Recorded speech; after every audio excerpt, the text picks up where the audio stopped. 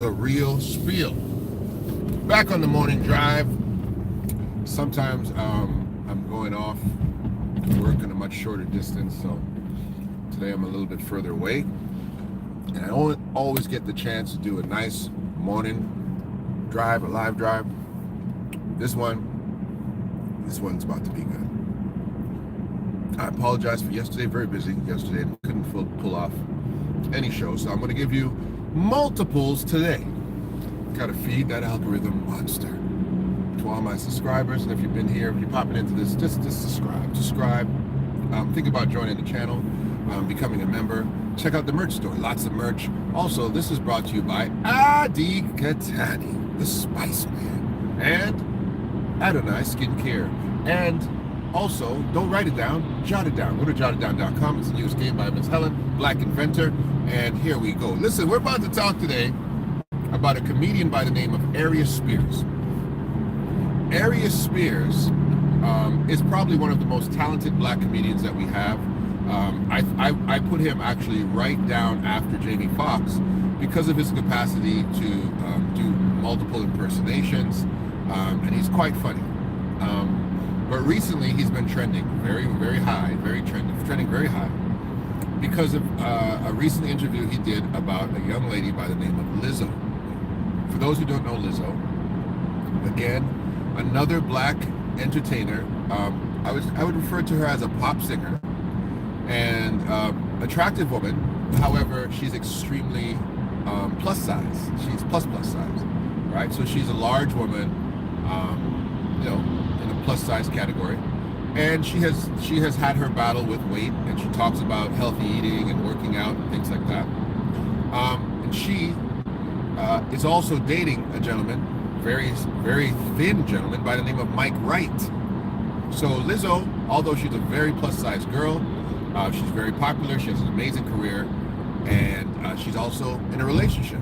However, when asked about who is making good music right now, in an interview, Aries Spears is told, "What about Lizzo?" And he said, "Lizzo?" And he says, "You know what? He can't get past the fact that she is shaped like a poop emoji." He doesn't use the word poop. I don't like to use certain terminologies. And it all goes left from there. He said that she's built like a sack of mashed potatoes.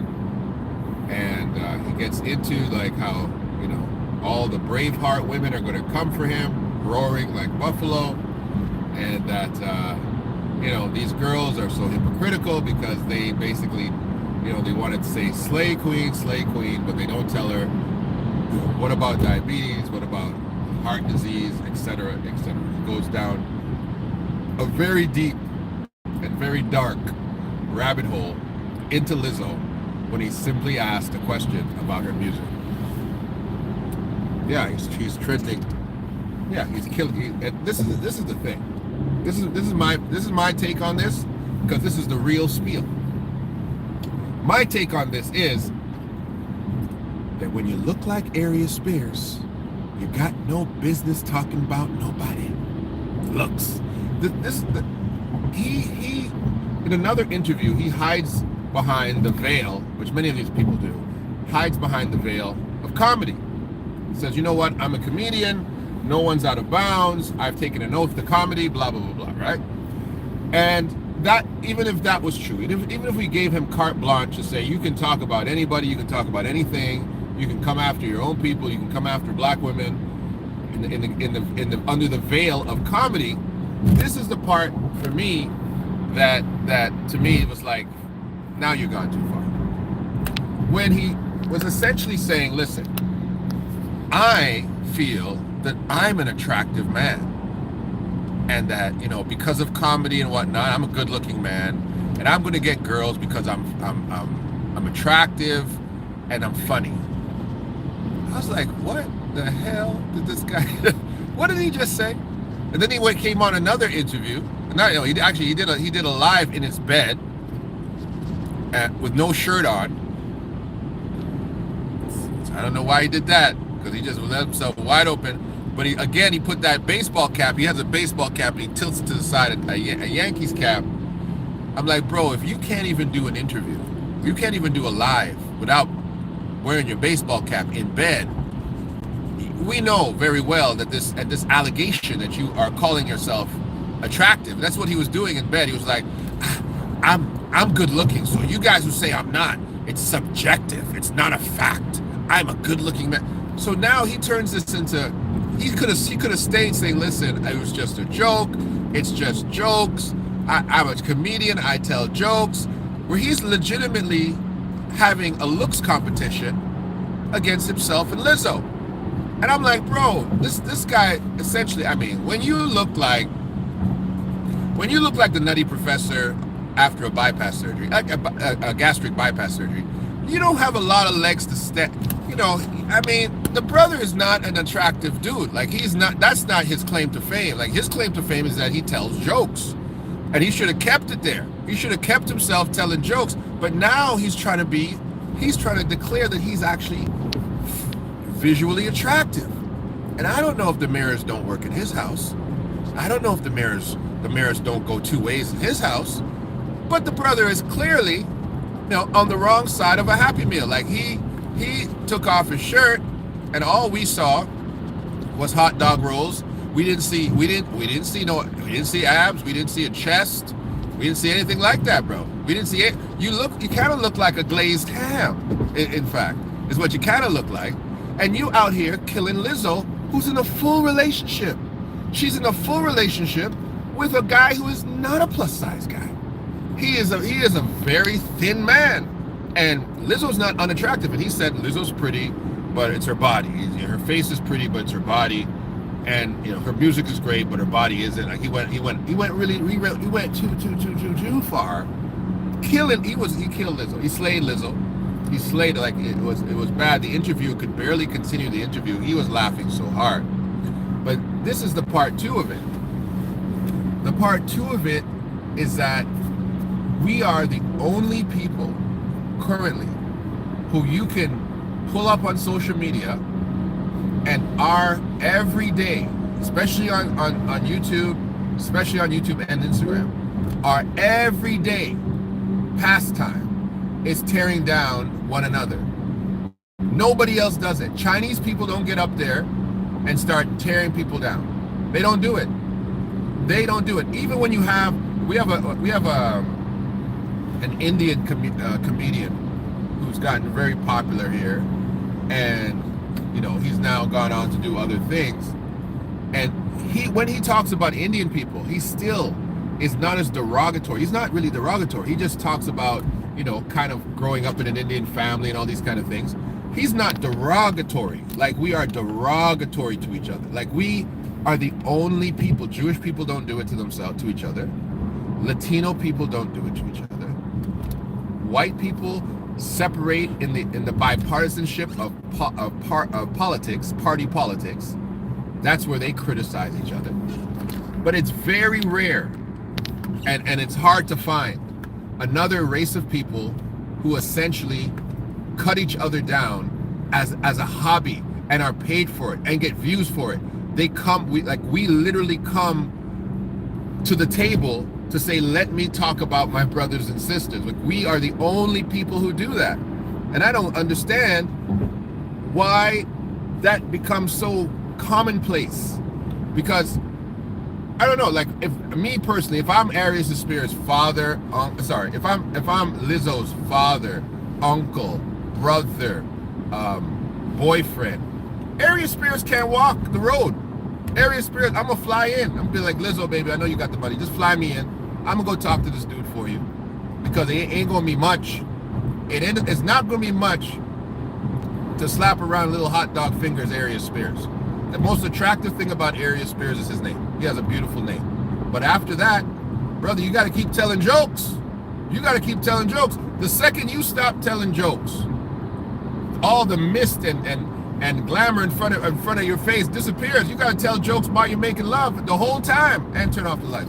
Come on, man. You can't be talking about how much satisfaction did it give him. I don't know, but he was doing it. He was doing it for, like, I don't think Batgirl listened to it. Batgirl's like, yo, he's doing that for clout. I think he legitimately I think he was just very mean-spirited. I don't know why he just decided to kill Lizzo like that. He's not good looking at all. He shouldn't talk at all. He's not good looking at all. Shalom, family, shalom. Yahoo's Kingdom, listen. It doesn't make sense, and for black men or women, to come on social media without provocation. I think I have provocation to come for him today. I'm coming to him with provocation, right? You're coming for a sister who is simply she's in her life. She's a big girl. She's found love in her big girlness. Why are you, and you weren't asked a question about, do you think Lizzo should lose weight? What do you think about how Lizzo looks? He was talking about music, right? And if he wanted to throw out one little joke, two little jokes, fine. Throw out your one little, two little jokes. But you defending the fact that you think that you're such a handsome man, and then when women came for you, you actually took to your own platform and started to defend yourself while you're sitting in bed with a baseball cap on your head. If you gotta sleep with a baseball cap, like you afraid to be ugly even in your sleep. That's the hilarious part. And he's got his own little look, his own little flavor, right? And the brother is funny. I'm not going to take anything away from his comedy, but what he said about Lizzo, it wasn't funny. It wasn't funny. It was insulting. And yeah, you know what? People laugh at that sometimes. You fall down, you fall down and hurt yourself in a public place. You're going to get a couple people be like, oh, damn, and they're going to laugh at you. And then you're going to get a couple people who reach down and try to pick you up, right? You're going to have that. You're always going to have that. People like calamity. People will laugh at a train wreck. People will laugh at a dead body. I've seen all of it. I've seen it all. When I was a police officer, they used to call individuals that had car accidents and they got burnt up in the car accident, when they got burnt to death, they called them crispy critters. They'd say, hey, buddy, you're doing your first crispy critter investigation. How was it? Hey, she smelled like barbecue, doesn't it? I was like, wow, whoa, too much. That's what they, very first time I investigated a fatal on the highway, she was a woman driving a tractor trailer, and she hit a particular construction area. The tractor trailer turned over, exploded, and she burned to death. And some of the guys in there referred to her as a crispy critter and were laughing their head off about how she smells like barbecue, and I was doing my first. I was just like, yo, man, that's not funny. I'm sorry, man, that's not funny. You guys got a weird sense of humor, and they say that about cops and comedians. It's very strange, very dark senses of humor when it comes to folks in an area where you should not be necessarily laughing. And I find it extremely weird that it's mainly us who are laughing at us. I find it to be extremely, extremely weird that it's us laughing at us. But Aries Spears, bro, come on, man, come on. Even if it's a joke, even if it's just a joke, and Lizzo can take a joke maybe because she's a big girl and she knows she's going to be fodder for people when they want to come for somebody big. But the fact that you're out here defending yourself, that you are so attractive people don't even claim to be attractive. They're just like, they're told that they're attractive. You don't run around just claiming it, especially men. I mean, beautiful women know they're beautiful. I think they can tell. I think they can figure it out. But brothers, we got to be told. I have to be told. I can never tell whether a guy's a good-looking guy or not. I try to set up some of my girlfriends with guy friends, and I go run it by a back girl, and he's like, oh, I don't think, he's not even good-looking. Oh, or a guy that I'm thinking is not good. She's like, oh yeah, he's really attractive. I'm like, wow, what makes a dude attractive? But I can tell you right now, Aries Spears is not one of those attractive dudes. I can tell you for certain. Okay, you got patchy skin. Okay, even your cheeks are fat. I don't even know what color your eyes are.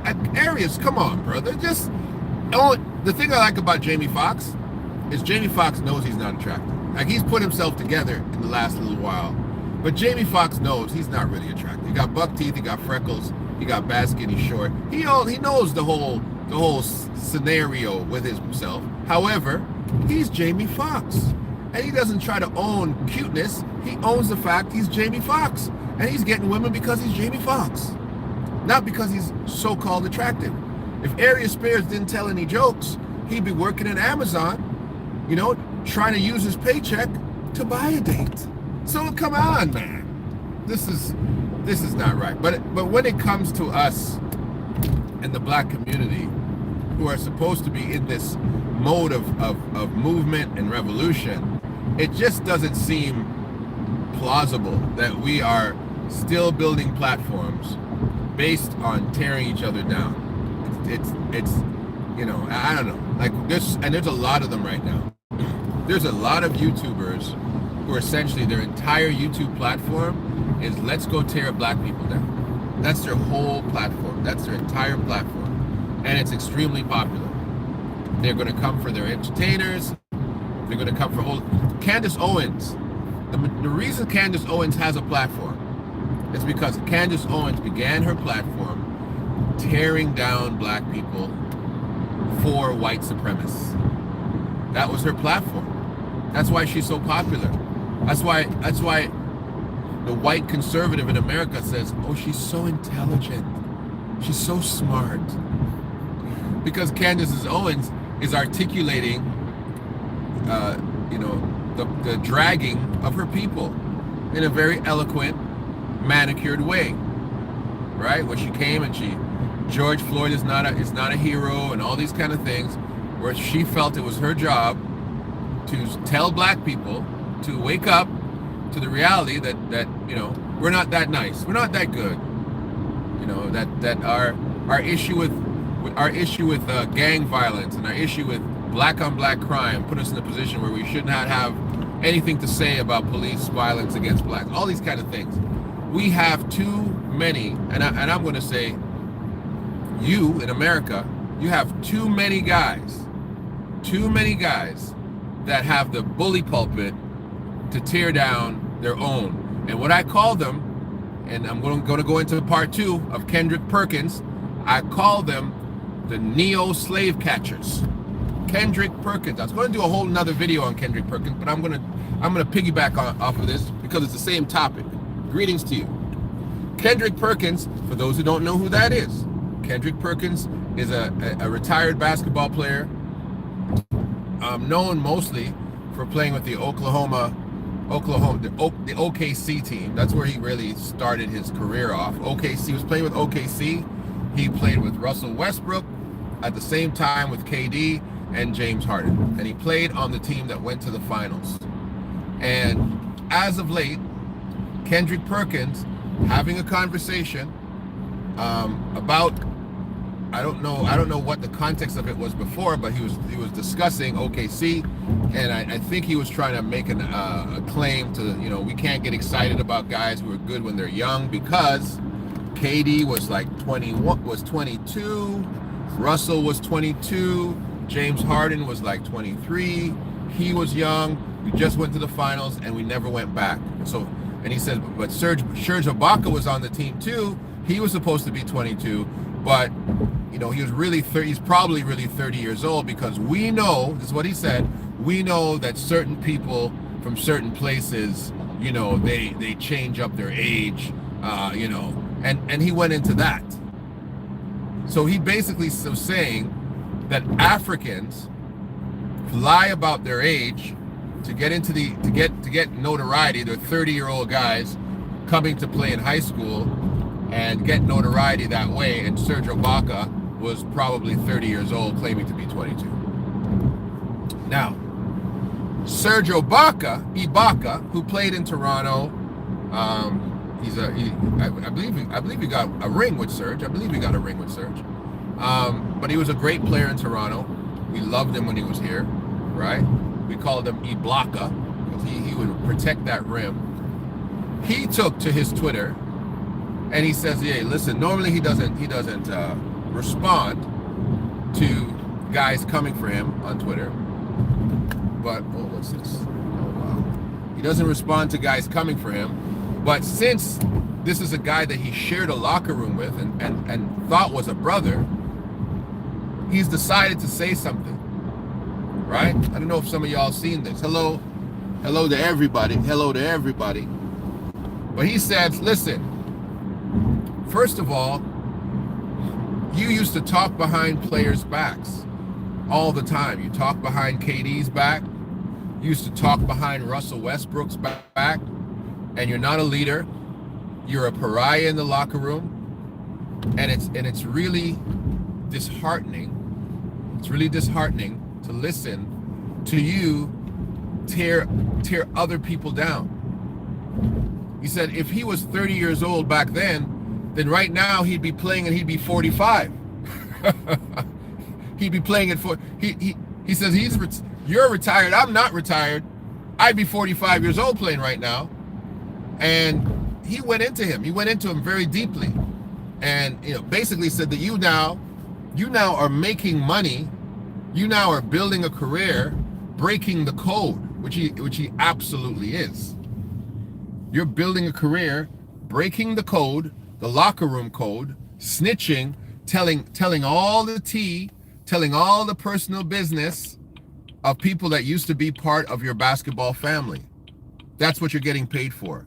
And it's a disgrace, and no one respects you. Like he respectively brought him down. Okay? I don't judge a handsome man. To me, that's a woman's job. I judge only women. As far as Liz is concerned, there's some very pretty large frame women. There are some pretty large.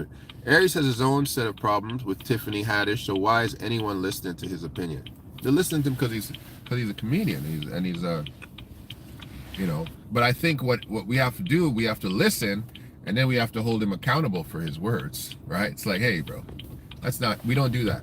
We don't do that. You got a lot of people you can focus your jokes on. Leave us alone. That's what we should be telling him. It's like, hey, leave the girl alone. The girl's doing her thing, right? He's like, oh, well, she came to a basketball game with her whole behind out. He went into that, right? Because Lizzo apparently is very confident, and she has no problem showing that big old thing all over the place. That was really one of his things.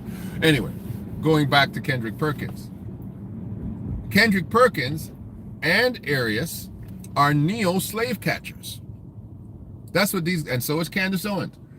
These guys are I call them neo-slave catchers. They out here catching slaves. Jeez, I gotta go all the way over there now, don't I? They out here trying to catch slaves. They catching people trying to escape. That's what their job is. Their job is to go out there and take black people to task and say, yeah, you black people, nah, I don't, let me go catch you for massa. Let me go catch you. And that's what they are. I could see Kendrick Perkins with a big old hat on his head, right?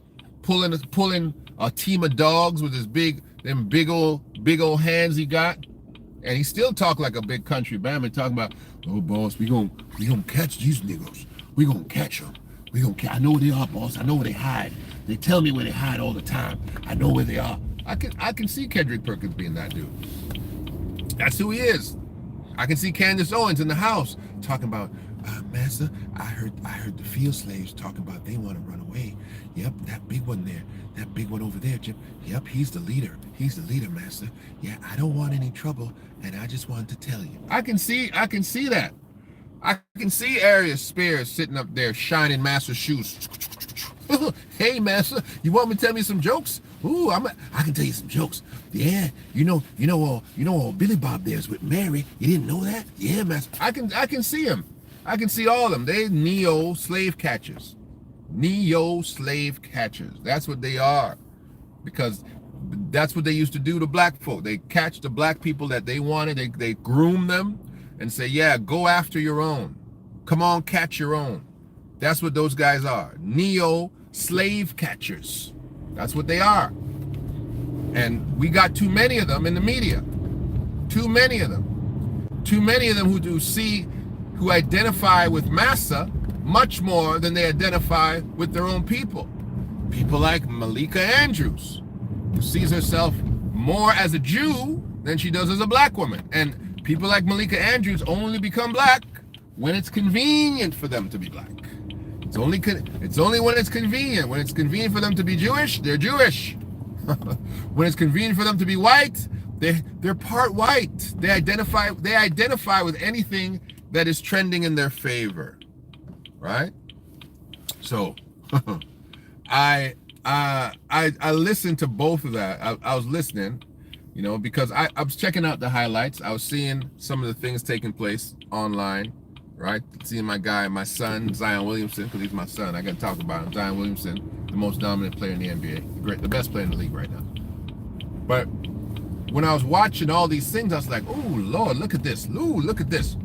And I just cannot get around the fact that we are our own worst enemy. We are the greatest critics of ourselves, and it's crazy because we have an entire beam in our own eye, and we're trying to take the speck out of our brother's eye. And we know where that comes from. That parable. That whole thing. And it's just alarming to me that we even allow it. And the reason he's trending is because we like to watch our own marginalization. That's right. That's why I came on here the other day and I said, "Hey, isn't it interesting how the NBA's ratings have gone back up? Because we like to watch our own marginalization. We get over it quick. Oh yeah, the NBA don't like blacks, and they talk about black people and they're trying to kill Kyrie and everything.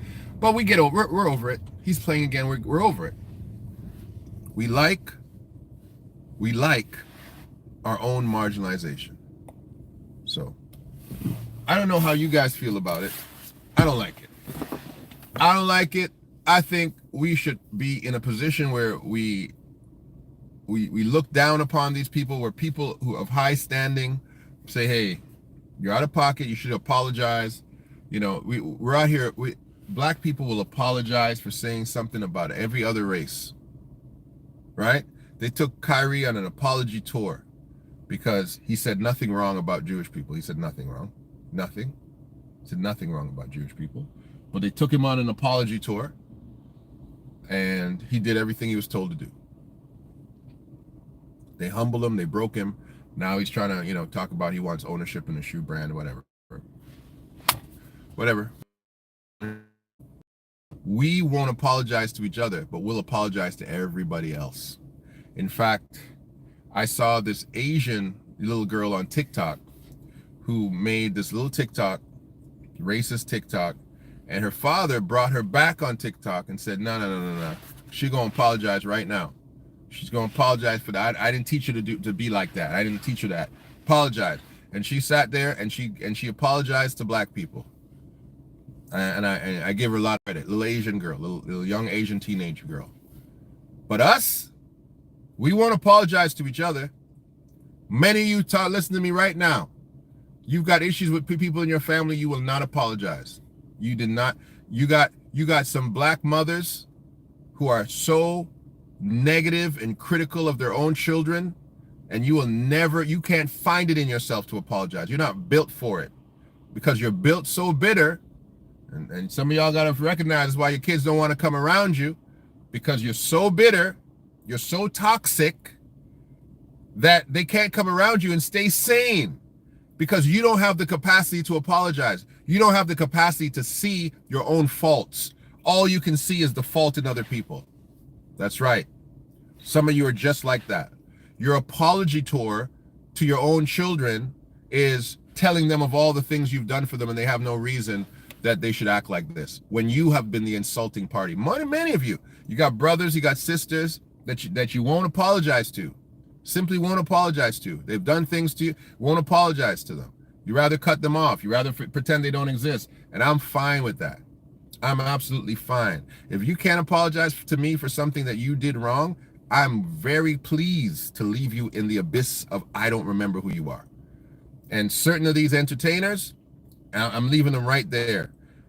Kendrick Perkins is in the abyss of I don't know who you are. I don't know. Shaq, Charles Barkley, all these slave catching Negroes, I've left you in the abyss of I don't know who you are. And Aries Spears, you're flirting with that. Okay? You got lots to tell jokes about. You can leave our people alone.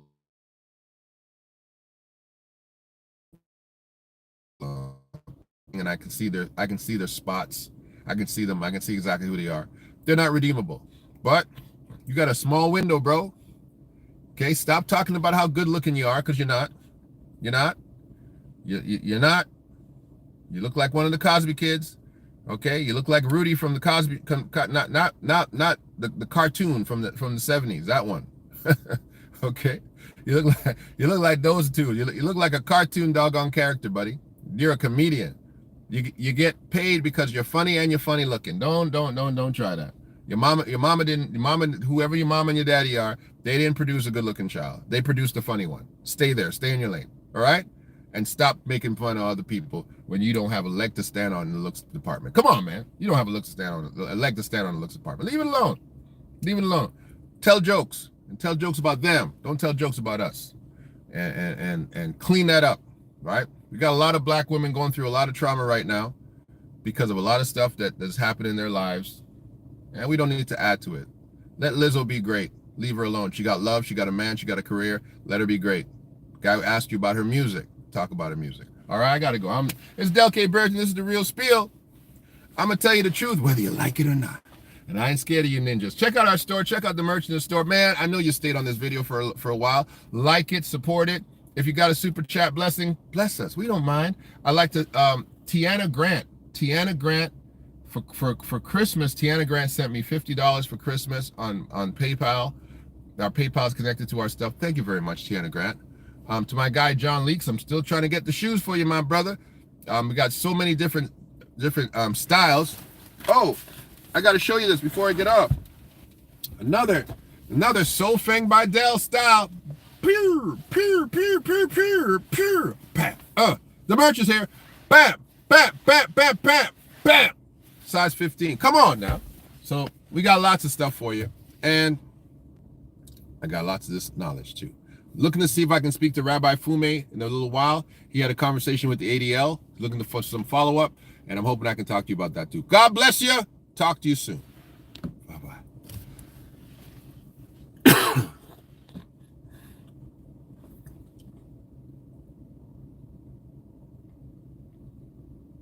Blessings. I'll talk to you soon.